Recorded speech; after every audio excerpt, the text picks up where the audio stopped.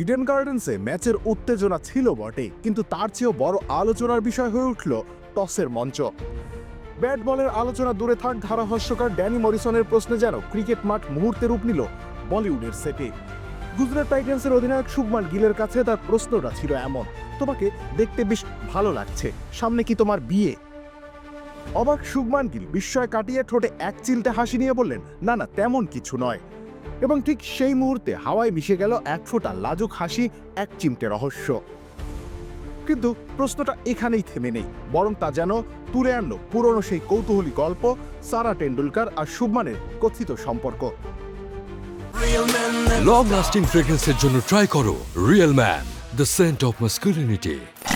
কিংবদন্তি সচিন টেন্ডুলকারের একমাত্র মেয়ে আর ভারতীয় ক্রিকেটের উদীয়মান নায়ক নাকি অনেকদিন ধরেই ভাসছেন একই ভেলায়। মাঠে সারার উপস্থিতি, ইনস্টাগ্রামের ফলো কিংবা আনফলো, গুঞ্জনের গতি আর থামে না। আর সেই আবহেই মরিসনের এই প্রশ্ন যেন আগুনে ঘি ঢেলে দিল। যদিও গুজরাট টাইটান্সের অধিনায়ক হিসেবে শুভমান কিন্তু একদম দারুণ ফর্মে আছেন। 55 বলে 90 রান করে তিনি সদ্যই হারালেন কলকাতা নাইট রাইডার্সকে খোদ ইডেন গার্ডেন্সে। 8 ম্যাচে 305 রান করেছেন, স্ট্রাইক রেট 150-এর উপরে, 3টি হাফ সেঞ্চুরি। পরিসংখ্যান বলে তিনি শুধু রোমাঞ্চের নায়ক নন, দলেরও মূল কাণ্ডারি। রবিউল ইসলাম রনি, খেলা 71।